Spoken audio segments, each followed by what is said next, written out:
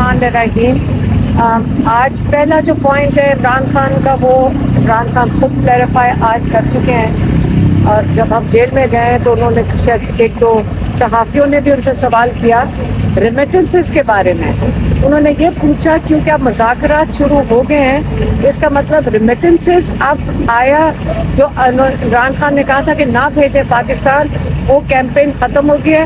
عمران خان نے پہلے تو اس کی کلیریفیکیشن کیا۔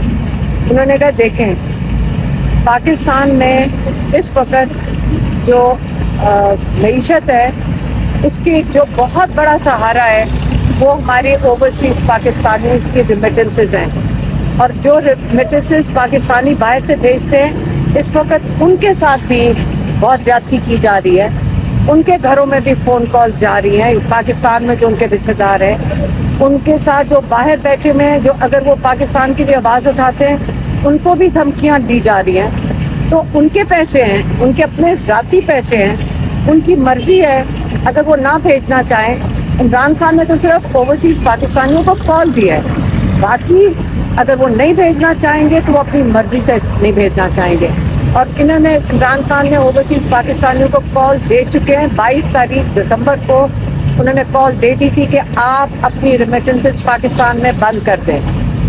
پاکستانی ہی ہیں جو یہاں پہ سرمایہ کاری کرتے ہیں، پاکستانی ہی ہیں جو یہاں پہ اپنے ڈالرز بھیجتے ہیں۔ تو اگر آپ ان کی قدر کریں، پاکستانیوں کی قدر کریں، تو پھر جب وہ جو انہوں نے اس پہ کنڈیشن لگائی ہے وہ یہ ہے، جو انہوں نے یہ جو مطالبات یا یہ جو کمیٹی بیٹھی ہے اور یہ جو ڈسکشن کر رہی ہے ان کے دو مطالبات ہیں۔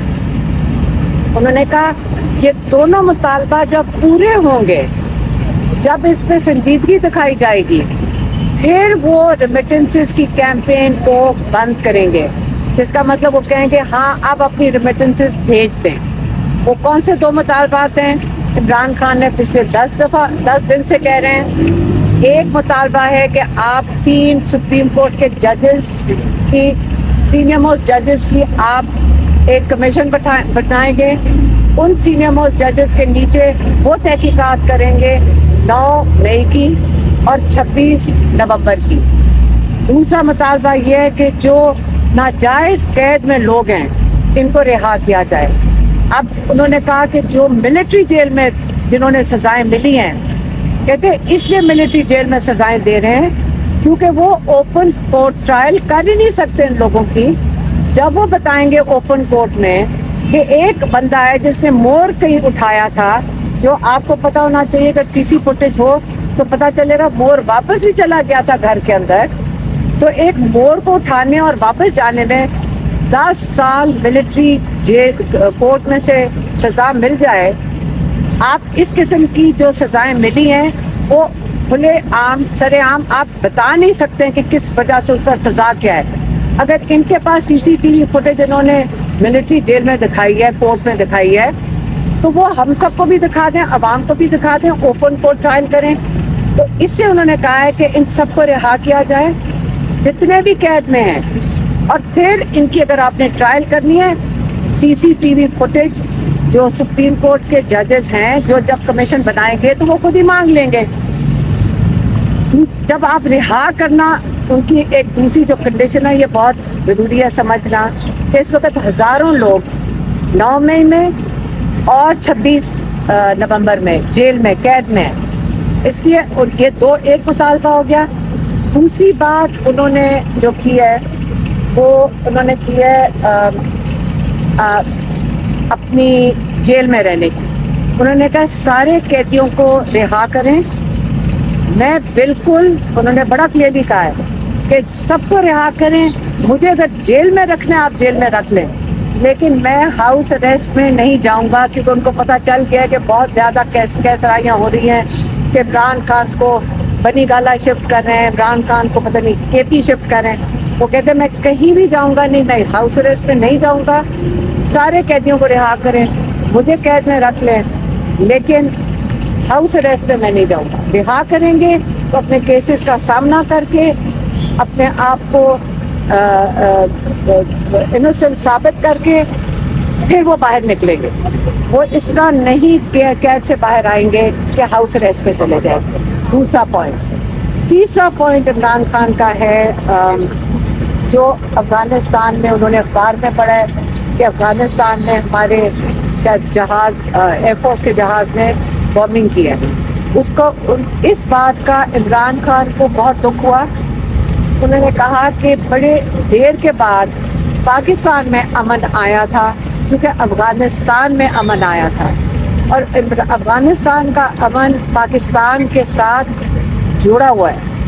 اگر آپ وہاں پہ جا کر اس قسم کا چیز کریں گے یا بارڈر کے اوپر اس قسم کا انتشار ہوگا تو پاکستان کا امن بھی اس سے متاثر ہوگا. اور مجھے بہت دکھ ہے کہ کسی طرف بھی پاکستان میں یا افغانستان میں بے گناہ جانیں ضائع جائیں. اور اگر پاکستان کے بارڈرز پہ کوئی چیز جو امن خراب ہوا تو پاکستان کی معیشت کو اس کا ڈائریکٹ افیکٹ ہوگا. اس کے وہ کہہ رہے ہیں کہ اس کا سیدھا اثر جو ہے ہماری معیشت پہ جائے گا کیونکہ جب امن نہیں ہوگا. انہوں نے کہا 3 چیزیں درکار ہیں پاکستان کی ترقی معیشت کی ترقی کے لیے. ایک انہوں نے کہا ہے رول آف لا کہ ہماری جوڈیشری کام کرے. دوسرا انہوں نے کہا ہے کہ پولیٹیکل اسٹیبلٹی کہ جو ہم مینڈیٹ چوری کر لیتے ہیں اور پھر واپس بھی کرنے کو تیار ہوتے تو یہ پولیٹیکل اسٹیبلٹی چاہیے.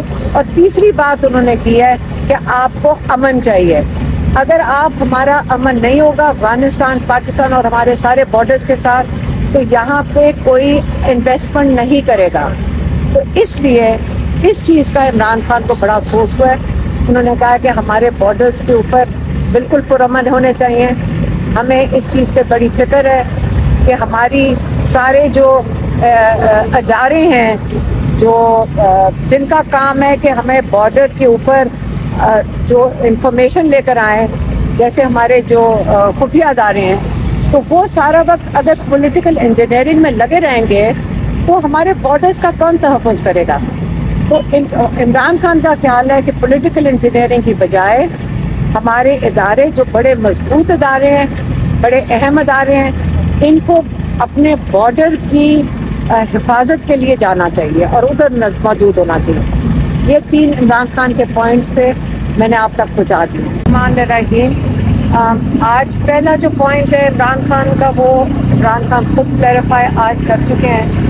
اور جب ہم جیل میں گئے تو انہوں نے شاید 1-2 صحافیوں نے بھی ان سے سوال کیا ریمیٹنسز کے بارے میں. انہوں نے یہ پوچھا کیونکہ اب مذاکرات شروع ہو گئے ہیں اس کا مطلب ریمیٹنسز اب آیا جو عمران خان نے کہا تھا کہ نہ بھیجیں پاکستان وہ کیمپین ختم ہو گیا ہے.